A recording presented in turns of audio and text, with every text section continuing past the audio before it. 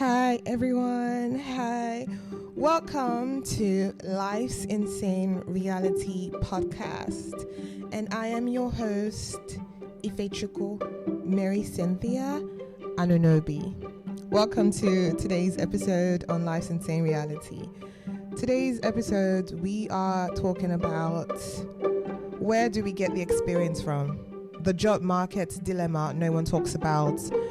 So I would want us to really dive in today's episode because this is something most of us in our 20s are currently struggling with, and it's mostly in Nigeria, out of the country also, but yeah.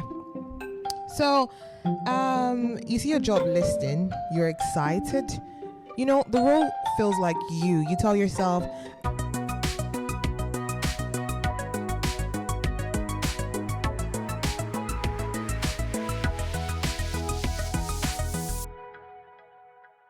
I can do this, and then you scroll down and then you see words that have become everybody's,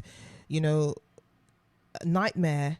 Minimum of 3 years experience required, and you're like, where? From where? Where am I supposed to get this experience? If no one gives me a chance, where am I supposed to get the experience from? And that is something I have struggled with. So that is something I have struggled with, and I also hear my friends talk about it, and they're like, I don't know what's going on. I really want this job. I feel like I can do this, but I do not know where to get the work experience from. And to be very frank, it is so true. I saw a quote or a post on LinkedIn last week, and I can't remember vividly what the guy said, but the guy was like, why don't we give people chances? We believe that because they've never had the experience, they can never learn. There is power and more dedication if someone has never done that role before and is willing to try. And it spoke so much volume to me, and it is something I want a lot of recruiters and job seekers to look into. So if we want to start from the roots here, let's talk about the reality of our educational system. Let's start from the roots. So many of us in Nigeria study courses we don't fully understand or connect with. I've asked a couple of my friends, what did you study in school? They say things like art, they say things like music, they say things like law, they say things like medicine.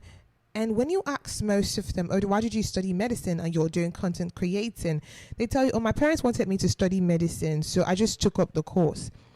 A lot of people say, my parents wanted me to study law. They said law gives money. They said, I feel like Nigeria should have a stronger educational system when it comes to giving kids,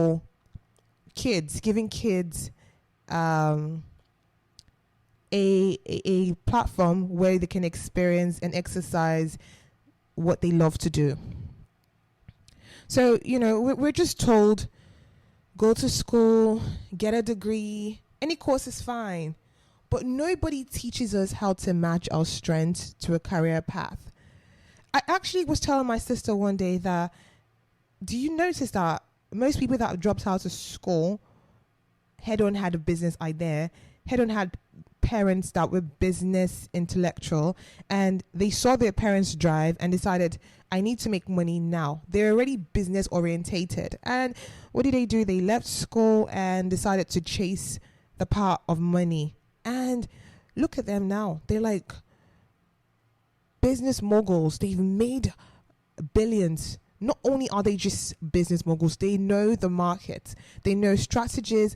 They've learned so many things that school did not teach them. I feel like school is for us to socialize, for us to know that life is a routine. I feel like school is for us to just learn the basics. When you're going to a higher grade in school, I feel like we should be given the work experience. During the midterm breaks, during the long vacations, schools in Nigeria literally just send students back home. Why don't we literally allow students to find a job, start working and use it as credits for a class. In this way, we can actually get jobs way faster. This topic it spans through a lot. When we finally get into a higher education, like secondary school, how we call it in Nigeria, no one actually sits us down to ask, what are you passionate about? What problems do you want to solve in the world? So after school, you just graduate with certificates, but no direction. You're finding yourself at the same time you're expected to be employable. It's not fair. And that's the truth. It's freaking not fair. I've had to keep this and never wanted to talk about it. But this is a podcast I created, and my podcast is about the truth and it's unfiltered. Yes, I'm allowed to feel this way. And I know a couple of people feel this way too. Most of us just go through life with what we're going through life. We basically just existing. We're just passing through life. I've asked a couple of my friends that are currently working in some organization, and they tell me that I'm not happy. I wake up every day. I literally go to work. I'm back. I'm tired. They feel like they have more to offer. But because of some restrictions, because of some limitations, because of so many things, they are rooted here and they feel like they can't see themselves moving forward. They can't see themselves exercising so many things that they want to put out there. I still don't understand why the school system is crazy. We are practically trying to get students in the school. Okay, why are you getting students in your school? What's the school system all about? So just come to school and learn about things that you could find on the internet? How about you put them to some practical knowledge? How about you put them through some practical routine way to get money for them to find themselves? So if I want to go to something I also want to talk about, that should be the experience paradox. So if we're talking about the experience paradox, let's talk about this experience thing.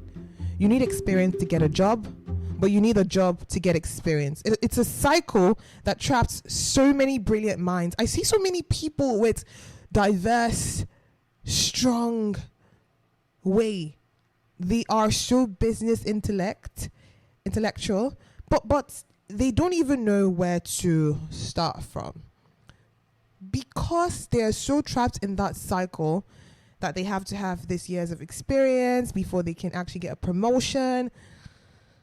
It's in countries like the US or Canada, students work while studying.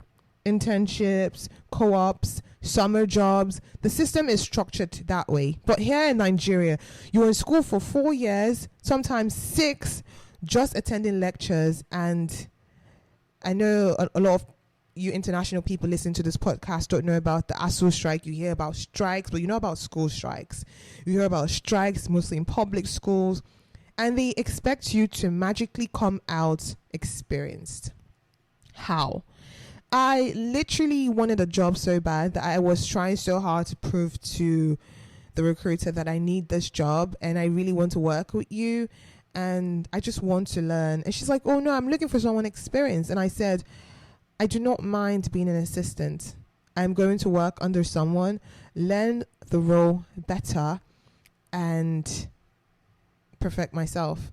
And she was like, oh no, that's not what I'm looking for, this and that. And that's what even led me to do this podcast. You can't expect a tree to bear fruit if it was never planted in good soil. How do you expect us to just come out experienced when no one is offering to give you an experience? I also want to talk about the cycle of willing. There are people who are willing to learn. There are people who are hungry for growth. People who say, I may not have done this before, but give me the chance and I will show you I can. But what do they hear in return? Sorry, we're looking for someone with more experience. Where is the space for learning on the job? Where is the space for training? Where's the space for mentorship? Where is the space for trust? There's something painful about knowing that you're capable but constantly being rejected because no one is willing to bet on your potential. So this would make me go into my family theatrics. I have been wanting to start a business for as long as I could. I've had friends in their early 20s. They tell their fathers and their mothers that, oh, I want to start this business. They drop a business proposal and they are fully supported, you know. But one thing that struck me was how painful it was that my parents did not see that part. They just felt like if it's not school, if it's not you working for someone, dead that's just dead whatever you're talking about, dead it. And it was very painful for me. It was a very painful experience that I had to think about before sharing on this podcast. So I also wanted to tell parents, if you're a parent listening to this now, I feel like you should give your child their flowers. I feel like if your child comes to you talking about business, talking about ways to make money, talking about development, you should be really proud. You should be really supportive to your child about whatever path he or she is trying to take, and allow them be themselves. Allow them flow. Allow them find themselves. People are hungry for growth.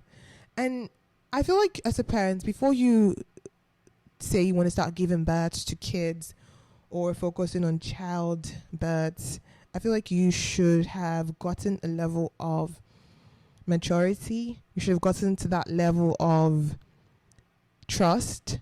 You need to trust your kids. You need to also teach your kids. Your kids go to school to learn, but their first education starts from the house. What are you teaching your kids about money? Every time people say money is not everything, but at the same time, 99% of our problems are money. 99% of what we talk about is about money. It's about paying for this. It's about getting this. It's about doing that. If you don't have the money, how else do you want to do these things? So I just want to put it out there that, leave your kids to just explore. Why did you give birth to your kids? Why did you literally give birth to your kids if you do not want them to explore, if you don't want them to find themselves?